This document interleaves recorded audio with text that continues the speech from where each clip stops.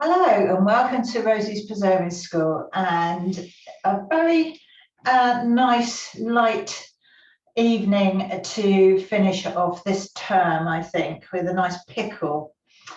First of all, though, I want a sort of slight recap on the tomatoes last week, as I forgot all about telling you about this. And what I've got in front of me here is our supper, actually. And it's something I like to make every year with our homegrown tomatoes to really sort of celebrate the fantastic flavour that you get from a homegrown tomato. And there's all different varieties on there, and I'm afraid I can't tell you what they are. I had a very extensive sowing of seed session and labelling, and everything was fine. I was going to be really, really organised. We've got a new greenhouse this year, which is bigger and better than well, I've still got the other one, but that's more sort of not quite so convenient.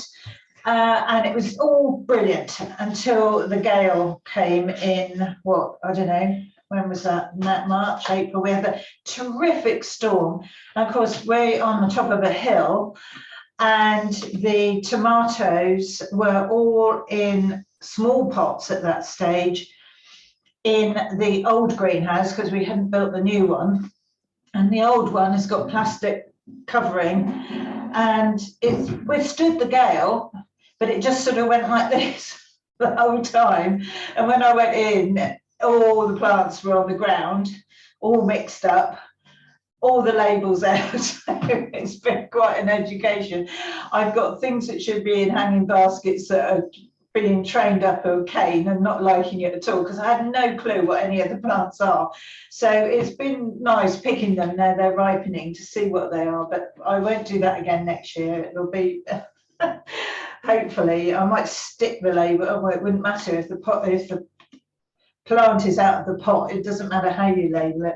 But anyway, it doesn't matter. It's only us. And I like to make, sometimes I get some flaky pastry, bulk flaky pastry or puff pastry. But today I've made a really rich, really short crust pastry. Quite a lot of butter in it and flour and a bit of salt. And it was one of those pastries where you can almost squash it together without any liquid. I did put about 2 tablespoonfuls of chilled water in it. Rolled it out I put a piece of silicone paper on my baking tray, put another piece on top and rolled it so it did stick to the rolling pin. And then I've laid all the sliced tomatoes on it. I've dotted it with, I had some mozzarella cheese I needed to use up, so I put that on the top and some salt and pepper, and I just baked it in the oven. I mean, it doesn't look, stylish, but it looks rustic and it's tasty, and it'll be just warm when we eat it. And you can drizzle it with a dressing if you want to, with olive oil if you want to. If you want to make this and make it more substantial, you can put some tuna or sardines under the tomatoes, and then grated cheese on top and that kind of thing. It's sort of like a unstructured pizza, really, in the summer, but it majors on the tomatoes. And I do like just a simple tomato. It's not even a flan, it's just a piece of pastry with tomatoes on. You can, if you've made the herb jellies, you can warm some of that and brush it over the top if you wanted to. You can make it into quite a lunch dish if you've got visitors, with a green salad or something like that. You could put some olives on, hopefully on a fly who's determined to get in on the act. Just put a bit of basil there, but what I'm going to have it with, and it's a guilty pleasure, and don't start sending me emails, but I'm going to have my old-fashioned salad cream on it. I do love salad cream. Mayonnaise is fine, it's got its place, but sometimes what you need is salad cream. And so if you want to make this, it's in the recipe site, it's a free recipe, and you can make it for your salad. It's very easy to make. It keeps well on the shelf, and then once I've opened it, I'll keep it in the fridge. But I'm going to have that on my tomato tonight for my supper. And I don't care who knows it. Okay, so we're going to be now switching to cucumber. Now, cucumber is sort of a bit player, isn't it? You know, you kind of, oh, I better get a cucumber, I better have some cucumber. And how often do you sort of throw it out at the end? There's a bit left that's gone either all wrinkly or mushy. Different kettle of fish, mixed metaphor perhaps, but different if you grow them. They've got a huge amount of flavour. I have got some cucumber plants this year, but as yet they're only flowering. I haven't got any cucumbers, but they do have amazing flavour. I did grow loads of those mini munch ones that I was going to major on this year, but the drought's seen them off, so we'll have to have another go with those next year. So this is a bought cucumber. The recipe says 2, and you can do 2. But what I'm doing is splitting it, so you've got a before and after to look at. So, but I was thinking about cucumber and kind of, it's a bit like marrow, isn't it? You think, what's the point of it, really? But actually, I've got an infographic for you. Aha! Last workshop of term, and I have an infographic. And this is as a download where you get the recipe. There's the infographic as well. I don't know if Chev's galloping through to put the camera on it. So I'll put that one up there so you can sort of see it. And I'll look at another one I've got here. And I'm astonished at the humble cucumber. And this is being elevated now. This is going to be majorly taking a starring role, because I've got the health benefits of cucumbers here. I mean, look at the vitamins: B9, B5, C, K. It's got dietary fibre, it's carbohydrate, very low in calories, and obviously very low in protein. But it has potassium, manganese, magnesium, calcium, all great things that the body needs. And it helps with diabetes, prevents headaches. I think that's when you sort of put it on your eyes and your forehead. It facilitates digestion, helps to prevent cancer because it's an antioxidant, as so many of the things that we've looked at are. And if ever there was an argument for eating decent food, it's all of these things. Lowers blood pressure, prevents formation of kidney stones, and rehydrates and remineralizes the body, which is pretty powerful, isn't it, for the humble cucumber? But I think this is all part and parcel, isn't it? It's the combination of food that we eat and the quality of the food that we eat. It doesn't have to be far-flung and exotic. It's just everyday things. Tomatoes with the licopene, and they are full of antioxidants. Look at how we looked at rhubarb and things like that. All of these things contribute to our overall health. They may only be trace elements, but that's all we need.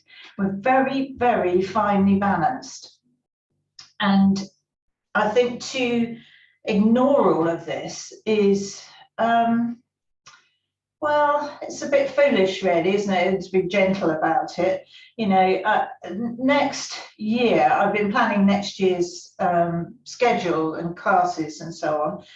And I think this is an area we need to look at in more depth. And rather than just following the recipe or whatever, you know, as being the reason for doing something, I want to look at the food groups and look at things in more depth and have recipes along with that. But the cucumber is pretty extraordinary, it turns out. Who knew? I'm not a huge fan of, my mother used to do, first of all, she used to peel it, which I don't. I just think the peel has, you know, a nice like crunch to it. But they peeled everything then, you know, everything was, all the peel was taken off. It wasn't consider to be, you know, nice to eat.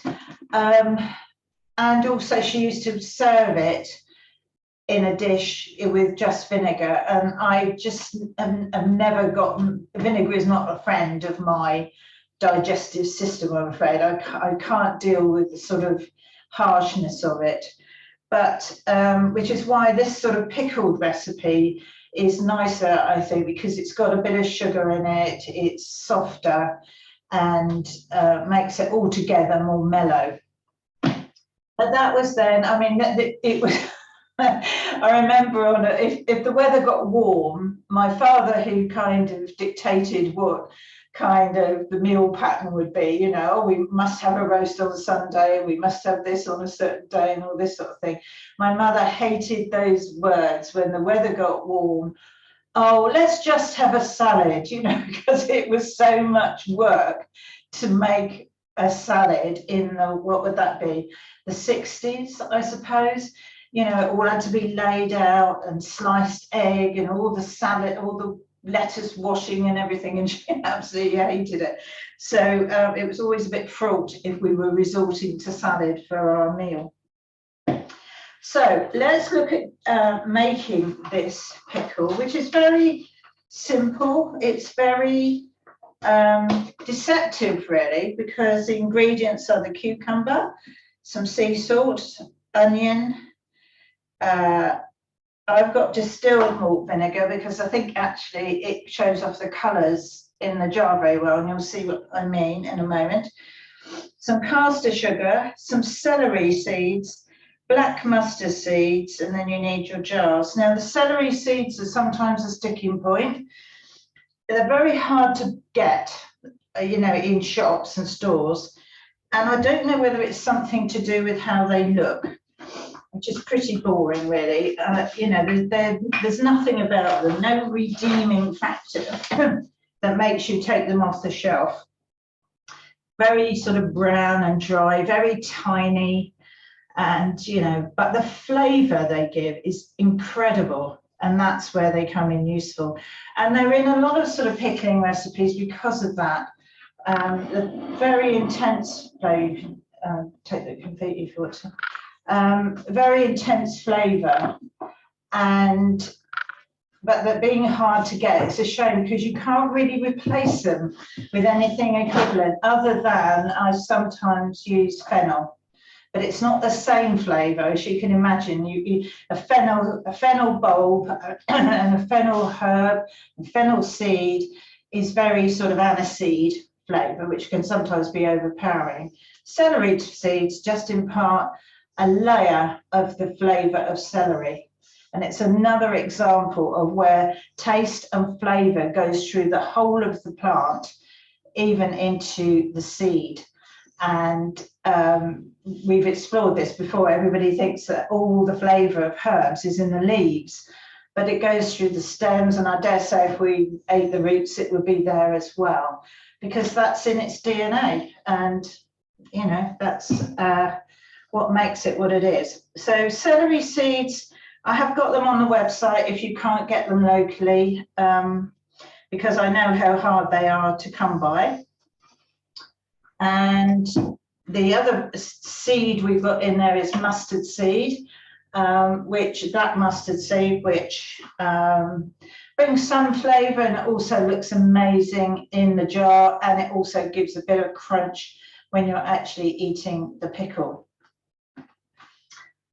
So what we're going to do, if you recall when we made piccalilli, if we're using vinegar, the main thing is that you must remove the water from the ingredients as much as possible if you're pickling something, because vinegar needs to be 5% acetic acid or above to safely pickle food without it being cooked.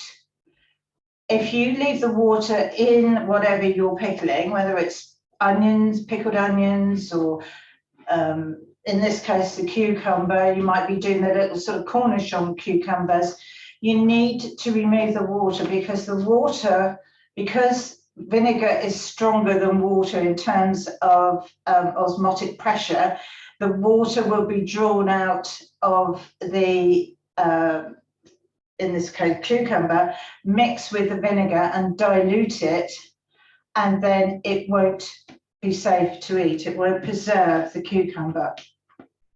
So what we have to do, this is a starter head, a recipe which I put on the instructions. I've washed the cucumber, I'm not going to peel it, and then you just need to slice it thinly. It doesn't need to be super thin. You can do it with a mandolin if you're brave enough, which I'm not. I'm a bit sort of, you know, I was going to say hit and miss, but you know, it's not quite the right description. But just slice it as thinly as you want it to be. So just a couple of questions. Yeah, Brenda saying her husband grows cucumbers and they're lovely. They don't have tough skins as a rule. I don't find the homegrown ones. They're very, very nice. Rachel's going to use the fennel seeds. Celery seeds with, oh, caraway seeds. There's one thing I can't bear, it's caraway seeds. My father had a great love of what he called seedy cake, which was just plain cake with caraway in it.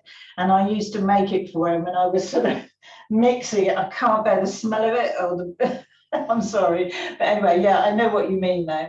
Can you use yellow mustard seeds instead of the black ones? You could, Liz. It's just, you know, I like the contrast of the black with the green of the cucumber, but use yellow instead in case. So slice these, try and do it sort of fairly evenly.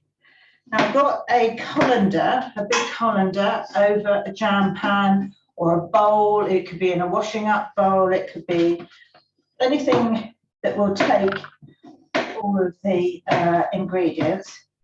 And slice all of this cucumber.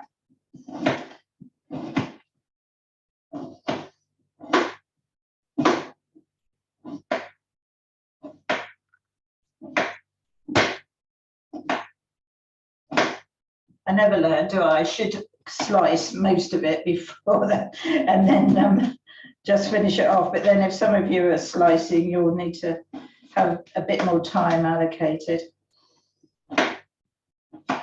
Doesn't matter if you miss a bit and you know you don't quite make a slice.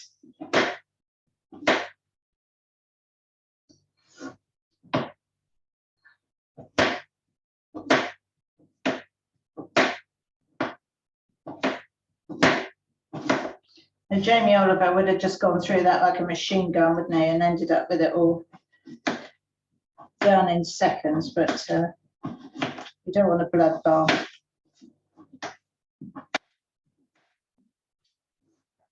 I love the smell of cucumber. It's lovely and fresh and astringent.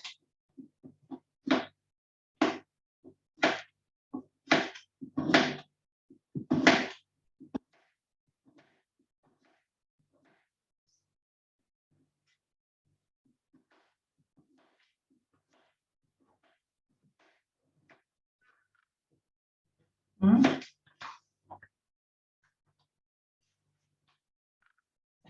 Yes. Yes, because it's sometimes not quite as smooth as it might be, but you all love it when I go wrong. Well, it's life, isn't it? I think it makes people comfortable if I make mistakes as well. Or can't do anything, all sort of like a chef. Right.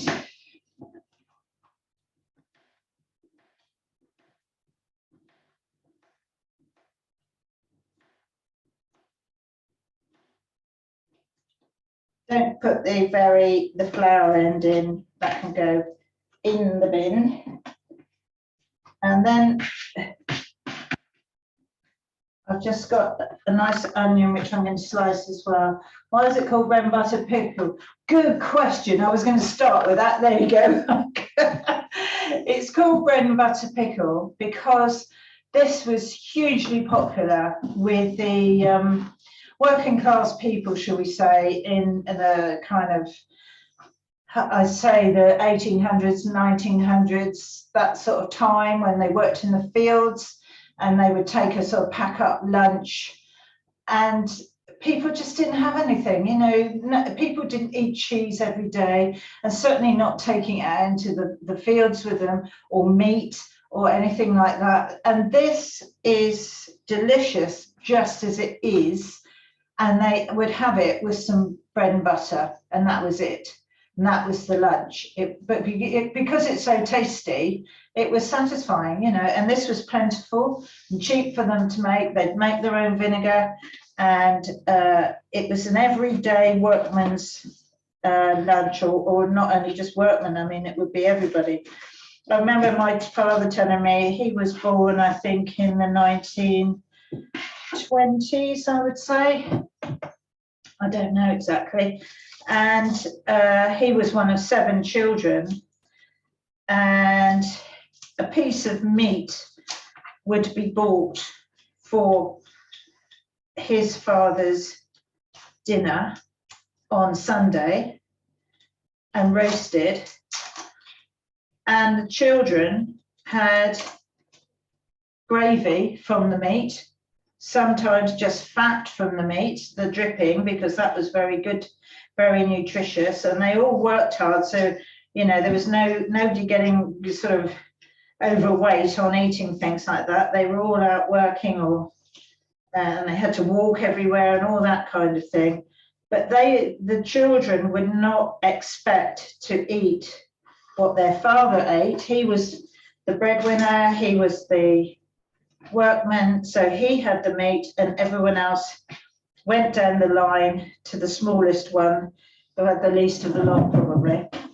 And that's how it was. And people's meals were very simple. Nobody had much money, and you know, this is back in the days where you paid for medical help and all that kind of thing. I mean, I know we're going back that way, but anyway, the onion I generally cut in half, depending on the size, and then I just slice that through, trying to cut rounds and all the rest of it.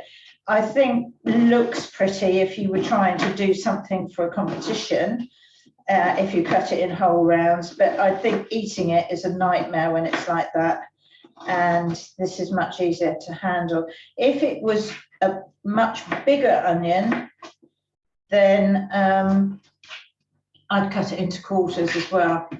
It's all about sort of ease of eating, really. And this was another nutritious meal that my father liked.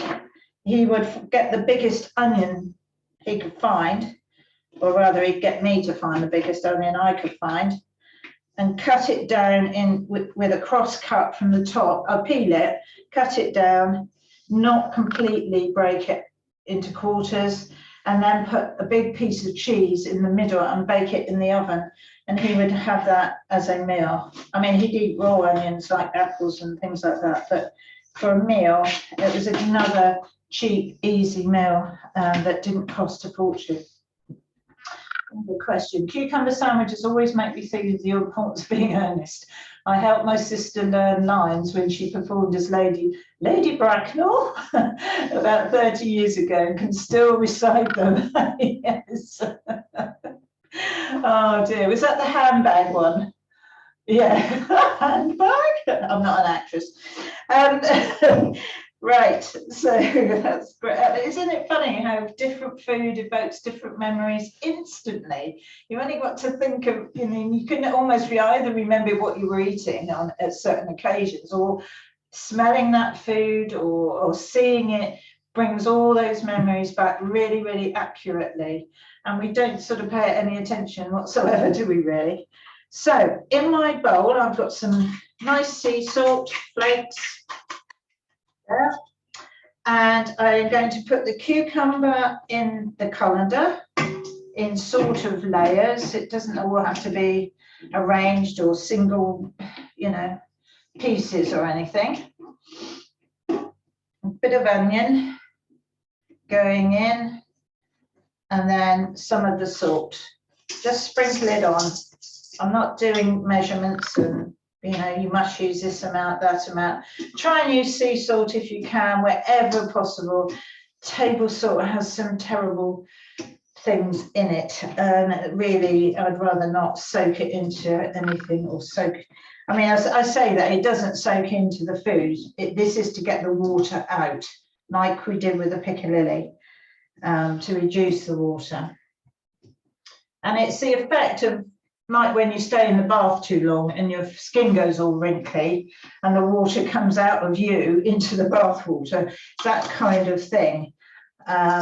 So just keep sprinkling, keep layering, and you don't need to worry about the salt. It's going to be rinsed off, and you're not going to end up with something that is inedible, like the salted runner beans that I hate so much.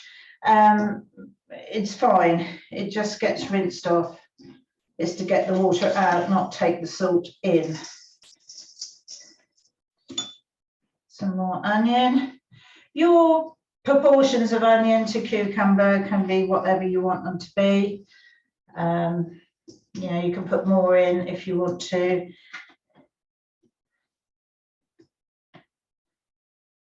Oh.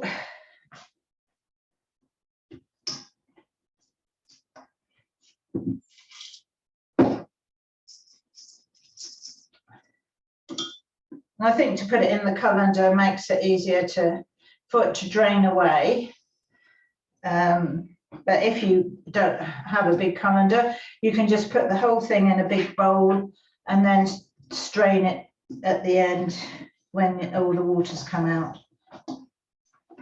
That's in all my bits.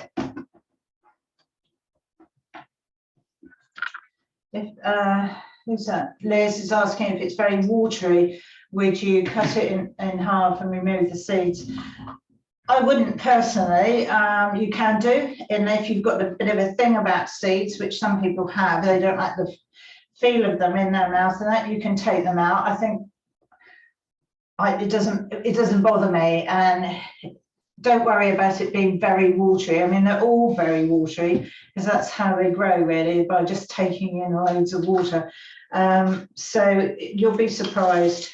Let me just put the last sprinkling of salt on, and then I'm going to leave that overnight. And now, don't worry, I haven't got to come back again tomorrow. I have one I've done earlier. As I said, I split it into like 2 halves so that you could see. So let's compare them. Let's get my seeds out of the way, because you know I'm going to catch the edge of that bowl and they're everywhere. I don't need the salt. So this is the one I made earlier, yesterday, and you can see it shrunk because the water's come out. It's all sort of flippy floppy and limp. And again, this is a sort of, like I said about the bath, you know, it's taken the water out and it's all got sort of a bit, it's just a different texture. All that crispness is gone and it's all kind of very soft. Now, if I lift up this colander, you can see, I'll just hold it over there for the moment, how much water has come out of the mix, and that was in the cucumber and the onion. So while I measure my sugar and my vinegar, I'm going to ask Trevor if he'll rinse this under a running tap, so you may hear the water running. You need to do the same, just rinse it, turning it slightly with your hand as you do it, but don't leave it soaking in a bowl of water at any point, because it will start to take in the water again. Now it's sort of, it's dying of thirst almost, you know, and if it gets near any water, it will take it back in. It will become not quite the same as that cucumber, but it will certainly become crisper, and we don't want that at this stage. So you need that pan in a moment, or actually I can put this pan over that one and it can drip into there overnight. I'll put my cloth over it and then I'll use this pan for making my pickle mixture. So let's get the measurements. We need 300 ml at least of the distilled or cider vinegar or a white wine vinegar. I think you need a vinegar where you can see the colours, and you know, because a lot will be lost if you have a sort of darker vinegar. But if that's all you have to hand, you know, don't fret about it. So 300 ml. I'm going to put in my jug.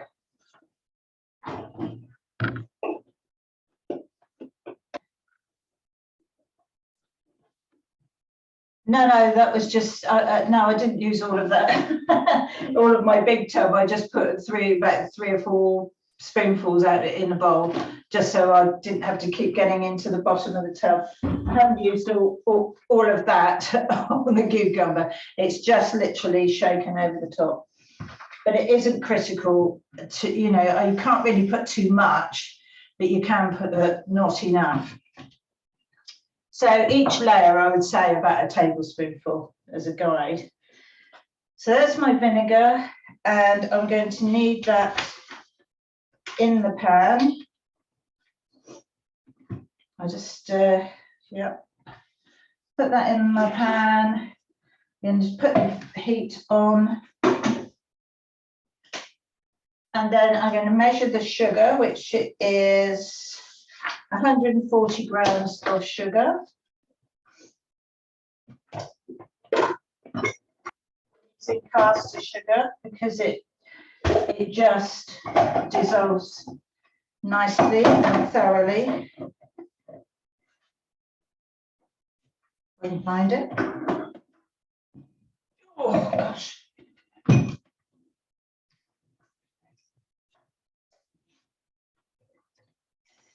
140 grams.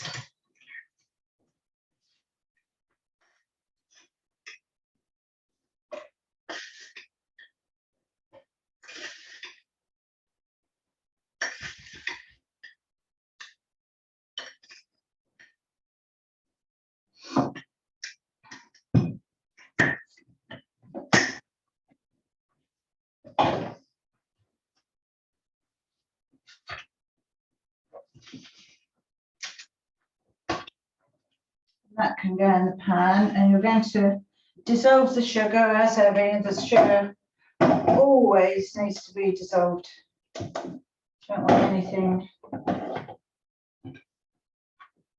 left.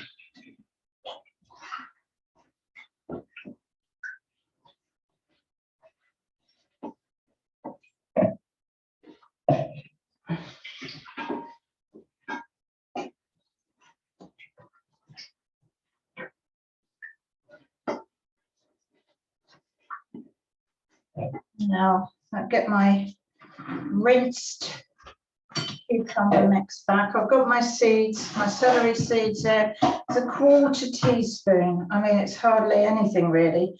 So I'm going to put those in, and I think it's 2 tablespoonfuls of black mustard seed.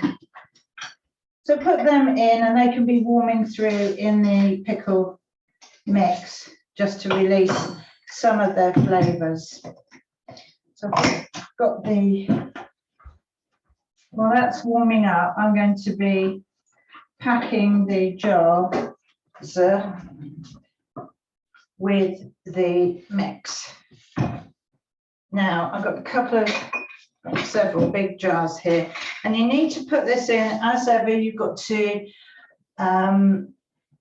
not leave any air gaps, or as few as possible. You know, you've got to push it down well into the jar. And try and get a sort of mix of onion and cucumber fairly evenly. I mean, it's all going to come out of the jar again, and no doubt if you were kind of using it for a lunch or something, you put it into another bowl or something. But actually, I'm going to use some kitchen paper and just blot that a bit.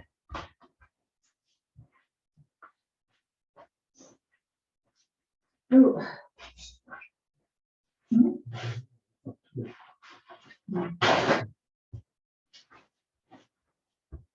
just going to block the cucumber up a bit.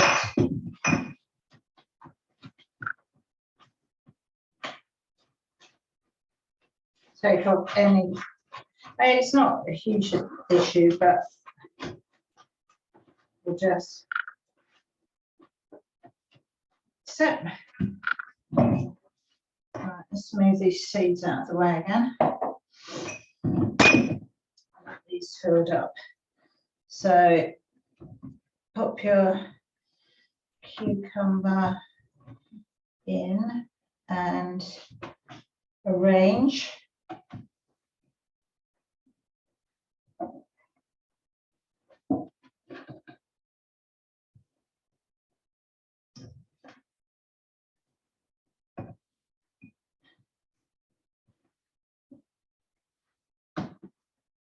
Give my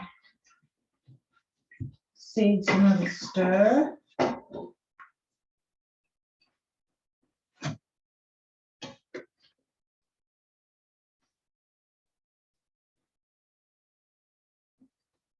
Give them a push down as you go. I'm going to start filling the other jar as well so that I get it fairly even. There's my stick. You can use this is a plastic one for the canning, or you can use a dinner knife with a rounded blade, or you can use a chopstick or something like that to push everything into place. If your fingers aren't long enough, like me.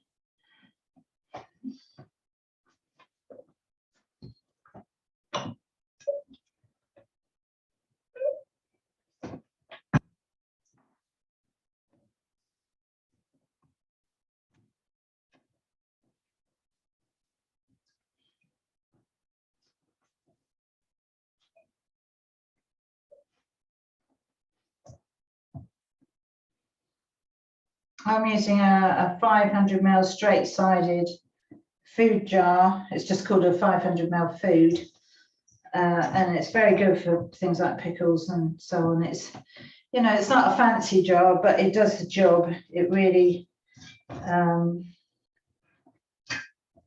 you can get things in easily and arrange them. Hasn't got shoulders and a funny shape or anything, so.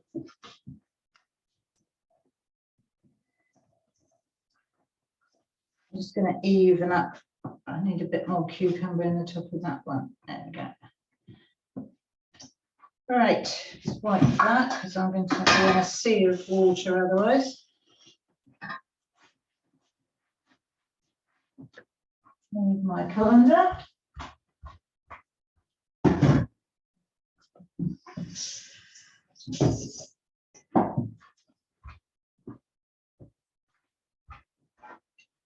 And then we need to get just to bring this up to the boil for a couple of minutes or so before pouring it over. Wipe that again.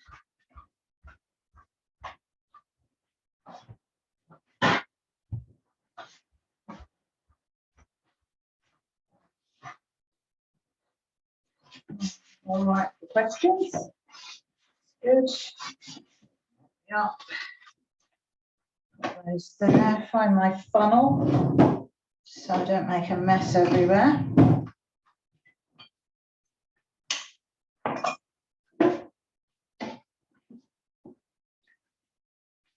Come on. Watch pot and all of that. It is hot, but I just want to, it sort of slightly converts the sugar, you know, by giving it a quick boil. It won't make like a syrup, but it just makes it more kind of melded together. I don't know what a technical term for that is really, but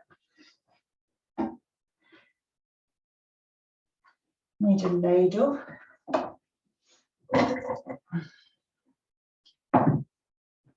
hear it.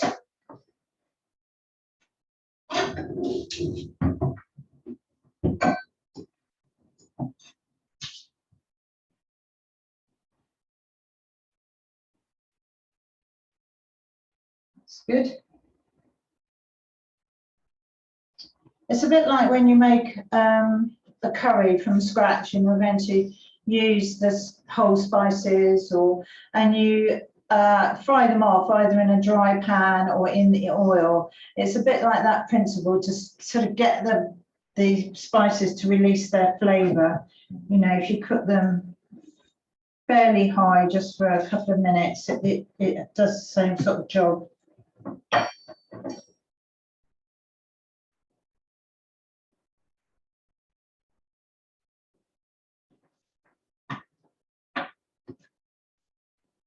Right, turn that off, move it down to where I can reach it. Now, the great thing with this is, according to how many jars you've got to sort of even out the spices. So it's no good putting all the spices in, all of the, you know, the seeds into the first jar and having none for the rest. So, you know, just get a few spices in your ladle, and then you can put in each jar, and then you can sort of carry on filling. I don't think I need that.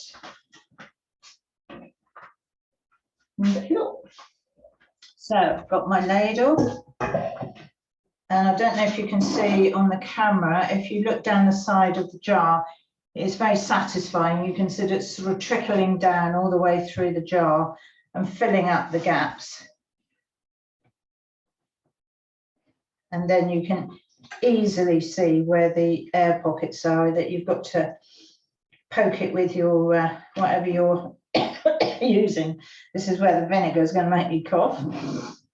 I'll just put some seeds in this jar. So, I mean, there are plenty, but if you're using smaller jars, it's a bit more of an issue because you're going to have to share it out between them. But do you see what I mean about how the seeds contrast with the white and green of the cucumber?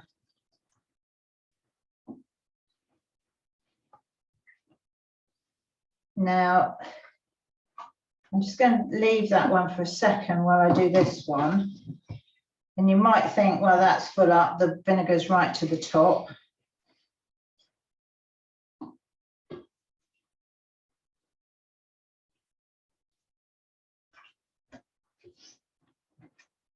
If I start using my sort of dibber, you can see all the air coming up to the top that released from the depths of the jar. Just sort of move it gently without bruising it from side to side. The seeds go down as the air and the vinegar comes up.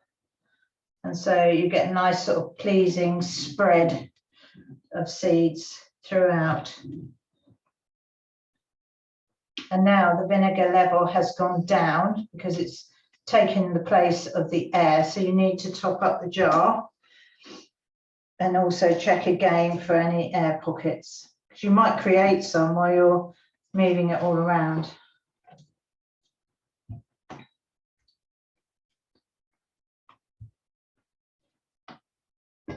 Oh, it's that one.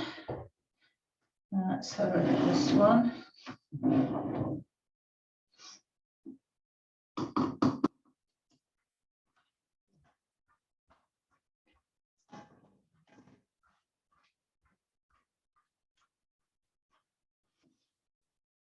There we go again with the air. Bubbles coming up. It's quite reassuring actually seeing them all. What's going to happen is now in the jar, when it's sealed up, the limp and lifeless cucumber that's lost all its body because all the water's drained out of it, it will take in the vinegar, which is the essence of pickling. I mean, that's what you're doing. You're replacing the liquid in the cucumber with the pickling mixture, which will keep it safe, which is why it's important not to dilute the vinegar. I've got a bit of sugar in there as well. The spices don't really preserve, they're there for, you know, aesthetics and taste, but they're not kind of important in the preservation bit. There's a little bit of vinegar left over there. You could keep that in a jar if you wanted to, and then do another quick little jar in the future. Or if you keep it in a jar, lidded in the fridge, these might need topping up if the cucumber takes up a lot of the vinegar, and you could keep an eye on it, but don't fret about that. I mean, don't go away worrying about checking your cucumber levels,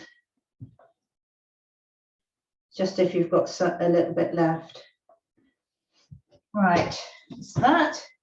I'm going to put on a nice lids with the vegetables on there, and there's a nice cucumber right in the middle there, so I'm going to put that on because they're fun. And that makes a couple of jars of a very smart pickle, very tasty pickle, and a very simple pickle with humble beginnings, but very delicious.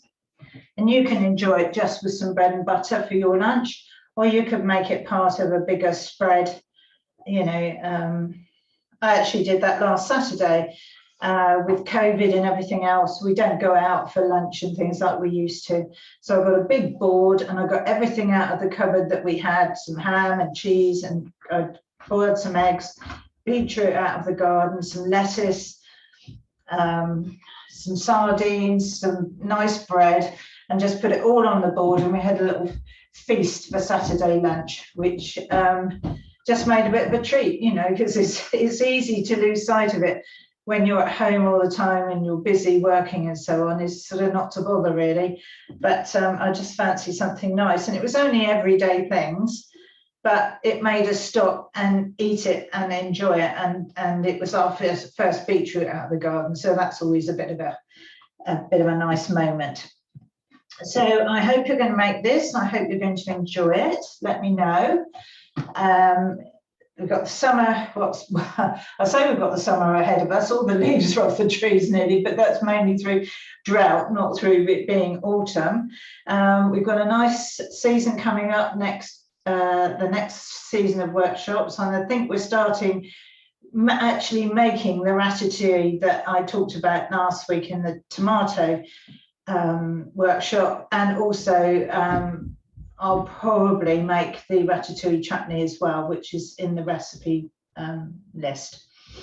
And that will be the start of the autumn season. But before then, as I've spoken to you, I've devised a class, a workshop in the interim, in the holidays. It will be a Sunday afternoon, and I've completely forgotten the date. I think it's 2 Sundays from next Sunday. It will be listed in the workshops by the weekend, and we're going to be making some nice things to use as simple. It's the start of a whole series of workshops about what were called simples, which are just simple ointments, creams, all those kinds of things, and household things as well. And in my schedule for next year, I'm planning one of these each month on a Sunday afternoon, which will, you know, give us more time to actually it will take as long as it takes, basically, which they're simple to make. They don't take hours and hours, but it's nice to have time to actually make it and explore it. And then that will be, I think it's the last Sunday in the month. The first Sunday in the month will be pressure canning.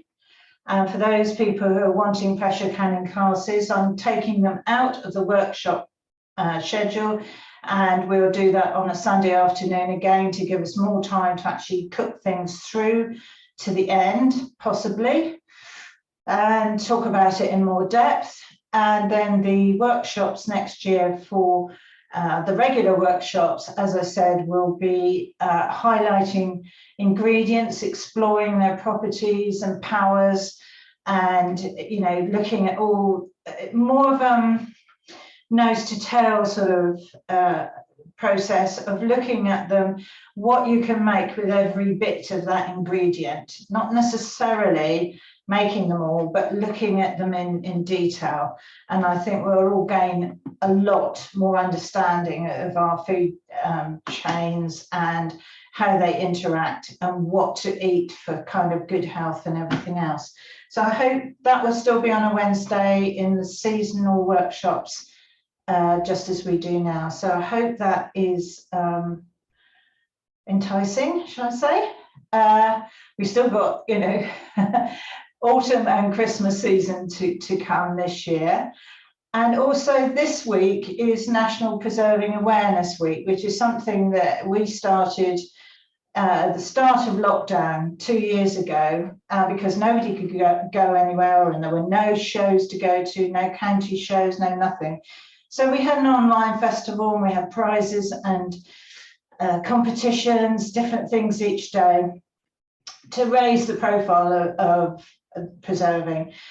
This year, well, last year was similar. This year I have not gone down that route because a lot of people are back at work, and I wanted to highlight really more the serious aspect of the lack of skills that we have compared to what we actually need. So it's sort of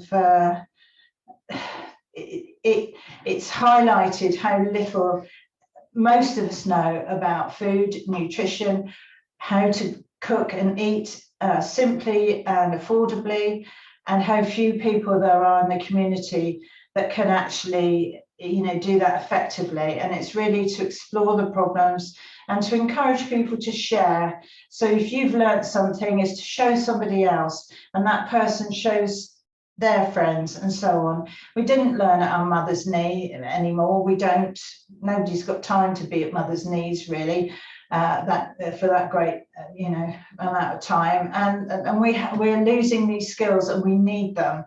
So the subjects each day in the Preserving School Facebook page, and it's been on Twitter and on Lovejar's Facebook, all sorts of things, highlighting my blogs where I go into it in depth.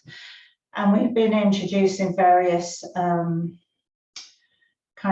of projects, like we're awarding a pressure canner kit to a community project. So, you know, if somebody approaches us who's got a community project and they want to preserve as a community, which is what goes on in lots of countries. You don't grow at home and then preserve that.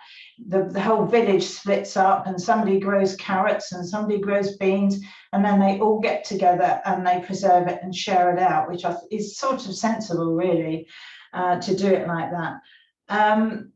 So it's things like that, initiatives like that. But our big thing coming up is swap crop.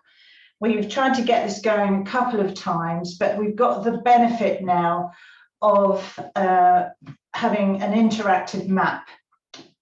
It isn't launched yet on the website. You will have notification of it.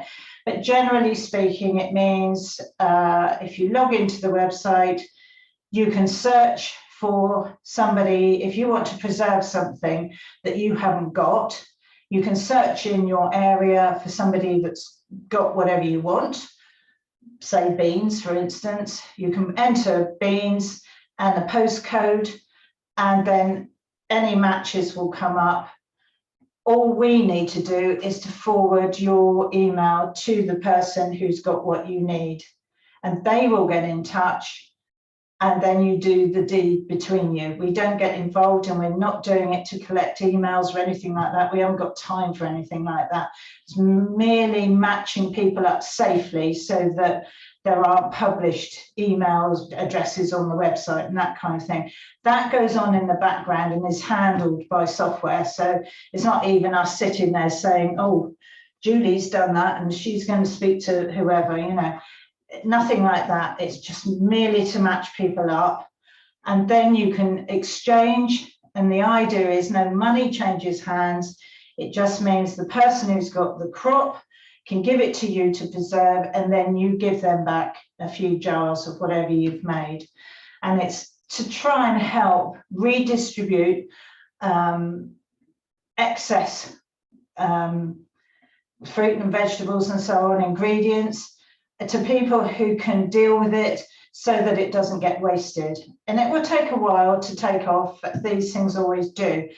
But hopefully it will mean even farmers and market gardeners can enter their details if they've got a crop. And I've had a guy on the phone this week who's got 3 tons of green gages on his trees, on his fruit trees, which are all ripening too quickly. They shouldn't be ripe yet. He's got nobody to pick them, and he doesn't know what to do with them. And well, I've been trying to put him together with a frozen, British frozen fruits to see if they can help him.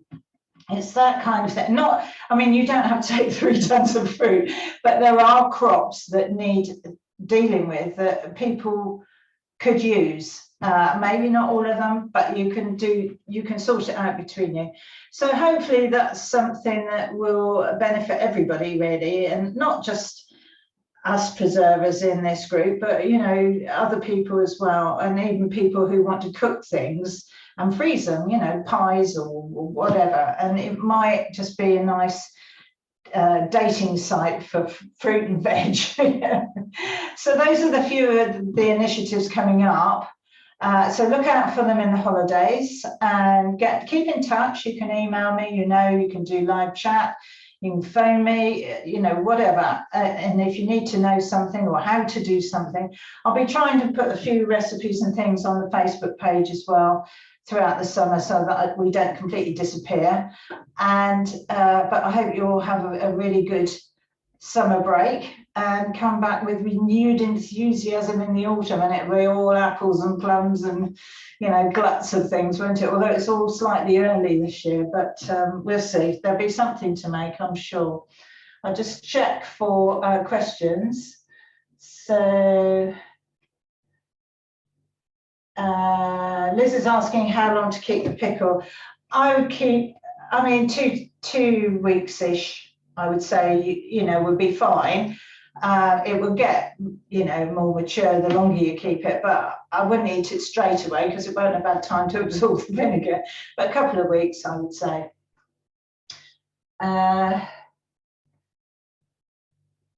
Yeah.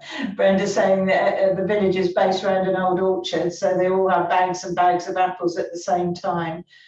Yeah, well, there are community projects, Brenda. There's lots online people are doing, and I think when you're facing something like that, it's fun to have company, and the people that don't preserve can make the tea and bring a cake, and you can all muck in and the kids can all play while you're doing it. And I think there's a lot to be said for it. It happens, in countries, I know the avocado harvest, the guacamole is made communally. They all go out and pick, because the trees grow everywhere. They go out and pick them, and then they all get around, and there's, somebody playing some music, and, it makes the job easier because you're chatting and it doesn't seem like work. Whereas if you're stood here for sort of 3 hours chopping and peeling something, you can get quite lonely really. So Rachel saying it sounds really exciting. That's good. I'm excited. Will all the courses initiatives be highlighted by email? Yeah, we'll be sending out emails to people, not bombarding them, but you'll get information on it. Yeah. You don't have to make cider out of cider apples. You can make them out of ordinary apples. Swap crop, brilliant idea to share produce and avoid waste. Let's hope so. And we all need to be a bit more like the Larkins. They're my heroes. If ever I get too fed up, we've actually got a DVD of it, and we put them on, and it just seems that program is so much like how I was brought up. It was very similar. Not as many kids, but and not quite as mad, but the whole rural, you look back now and it was a rural idyll, although it was tough at times. But it was lovely, and it's quite nostalgic for me watching that, you know. But yeah, I think we all need to help each other more. I've said in one of my blogs that there seems to be a vibe on social of people who they've got a canner and they've got all their kit and they've done all their stuff and they put on pictures of all the things they've made and they say, oh, we're all right for the winter and all this, and it's a bit harsh sometimes, a bit, oh, I'm all right, Jack, you know. I think we need to share things a bit more, not actually share the produce, but if we know something, we need to tell someone else, you know, and that's the only way we're going to get through the prospective food shortages and the difficulties. And I hope you're seeing, you know, the humble cucumber, what a valuable thing it is in terms of nutrition. And people need to know these things, you know. My daughter, whenever we bought a sandwich or something, if we were out and it had cucumber and salad in it, she'd pick it all out and she said, I want to get rid of all this health. You know, but she never said a truer word, really. And unfortunately, that's the kind of vibe it has sometimes. Anyway, I'll see you next season, hopefully. Look forward to that and have fun in the summer. Thank you.